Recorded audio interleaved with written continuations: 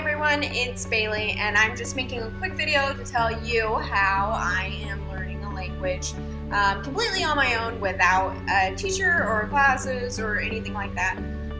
So basically, I'm just using a collection of online resources, and anybody can do it, even you. There's literally almost no reason to go pay for a tutor or teacher when you have all the free online resources that we have today.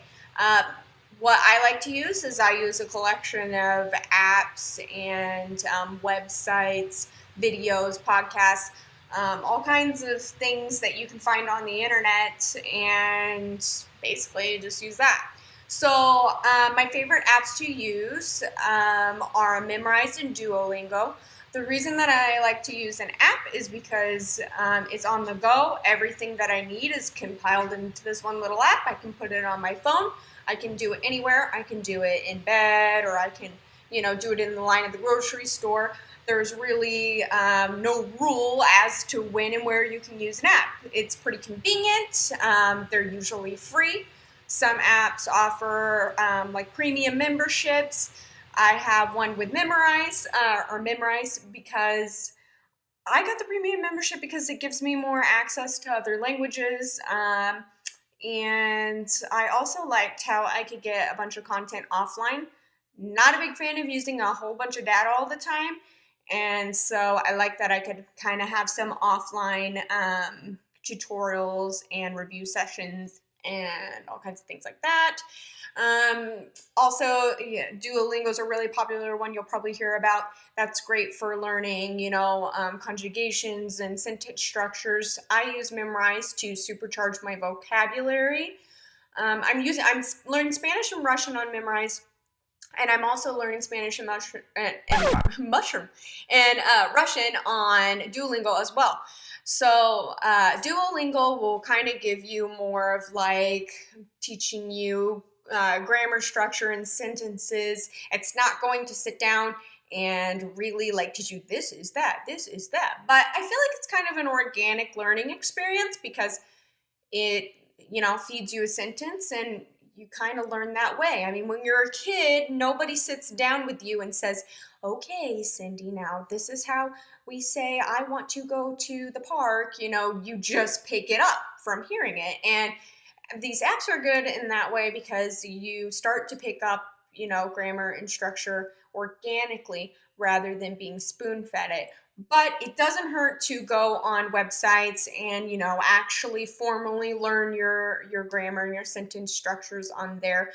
Spanish Dictionary is good for that. They have tons of online lessons for grammar structures.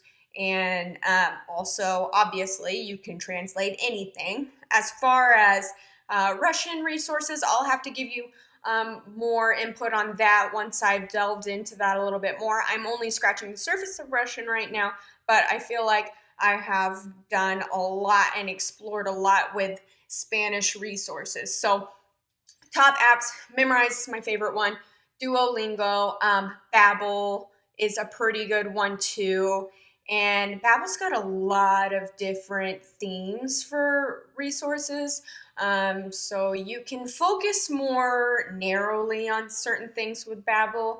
There's a little bit bugs and kinks in the app sometimes, but they're working on it. And overall, it's a pretty good high quality app. They have a paid membership for that as well, which will unlock a ton of different languages. If you're trying to take on more than one language right now, then you can, study a bunch of different languages within the app. Not to say you can't do that with the other ones.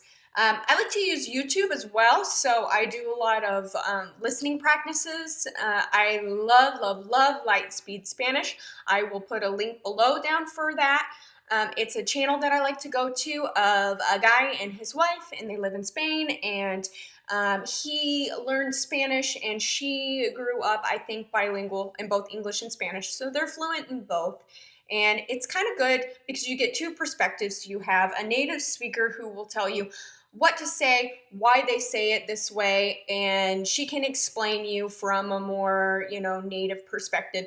Whereas he's more relatable. If you're a native English speaker, he can kind of tell you about his problems, things that he got hung up on. They do a lot of talking at you lessons, which I like to be talked at before I actually sit down and try to learn it. So they will do some lectures and lessons about grammar or when to use what word where, because once you start learning a new language, you can learn how tricky and sticky things can get when you have a word that has more than one meaning, or the grammar structure and the sentence structure is going to be totally different than what you're used to in your own language. You cannot just learn the vocabulary and then directly translate it word for word into a sentence, because it does not work that way. Speakers will look at you like you're crazy if you do that, because that's not how they word their language. Another thing is they do a lot of listening exercises. They interview people. They label their listening exercises as beginner, intermediate, or advanced exercises. And listening is super important when you're learning a language. Another good way to get some listening exercises in is Netflix. That's actually a really good resource, because you can take a movie that you're super familiar with on there, and a lot of times you can change the audio and the settings just like you would add subtitles. So if you go to the subtitles, you can see audio up at the top. Usually they'll have Spanish, French, sometimes Mandarin or something, or if it's a foreign film, they'll have the original audio. You can switch it to that audio and you can add subtitles. If you are new to the language, I recommend that you put the subtitles in English, and then as you become more proficient in the language, you can always switch them over to your target language, and then it's helpful, in my opinion, to read the subtitles in the language that you're learning. As you're listening to it, it helps you pick out vocabulary that you otherwise probably wouldn't recognize. There's a big difference between listening to it naturally in a conversation and listening to the vocabulary that you're learning through the apps that's going to say it perfect and crisp and clear and kind of unrealistically. So I recommend tons of listening practice exercises. I also like Super Holly. She's kind of more of an advanced exercise. If you're trying to get listening exercises from her, she'll tell a lot of stories in English, and then she will have them translated to Spanish. So I can drop a link for her as well if you're interested in learning Spanish. Like I said, when I learned Russian, I'll give you more tips and pointers and resources on that as I delve into that language a little bit more. I also like to do recipes, so I look up recipes in my language that I'm learning. What you do is you just learn the translation, type it into Google, and then bam, all these recipes will come up in your target language, and a lot of them will also have video tutorials, so it's kind of cool because you get to see it in action. Obviously, if you're not very proficient in the language yet, probably not a good idea, because unless you want to sit there for 30 minutes translating stuff, probably not the best thing to do. But it is really good for learning. It helps you power up your vocabulary, and it also helps you kind of see the language in action, which is very important for when you're learning. I'm trying to think what else. I also look up lots of world news or news articles in my language that I am learning at the time. That way, it's just extra listening practice. I recommend finding somebody to speak with, a language partner. There's apps such as italki where you can find somebody and partner up with them, and they can either be your pen pal. It's obviously more beneficial if you friend somebody and you get to know them more and you feel comfortable to have, like webcam conversations or something. If you're sketched out by that, you can start off by using an app like WhatsApp where you can record, your audio and send it to them, and they can correct you from there and send you their audio. So it's still a little, iffy if you're kind of worried about privacy. You do have to use a phone number for that. So, but you could always just, find a pen pal, somebody that you can write to through an app and go that way. But if you're looking for a speaking partner, you can find somebody to Skype with that's a native speaker.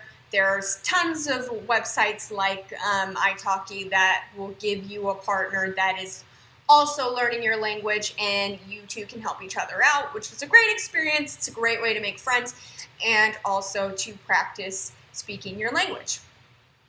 And another set of resources that I use, let's see, we've covered podcasts, apps. Apps are definitely my favorite. I use them all the time.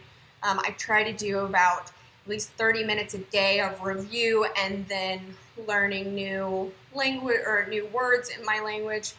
As far as learning goes, it's really going to be a lot of vocabulary building, and using the language is obviously very important. If you're willing to travel somewhere, or if you're learning Spanish, don't be afraid to use it in a Mexican restaurant when you go out to eat or something. They are actually more than helpful usually, and excited that you're learning their language. So that's another way that you can, use something that you're learning. So if you have any other questions or suggestions that you'd like to add, I will be uploading another video for how I kind of started off. So I'll go over a little bit of what I started with, how I built my foundation, and how I've gotten to the level that I'm at now. I will also be writing in my blog, so you can feel free to visit that. It's bilingualbailey.com. I will put a link for that below, and then my favorite Spanish resources as well. So thanks for taking the time to watch my video. I'll be happy to answer some questions if you would like to message me. And happy language learning. I'm excited for you.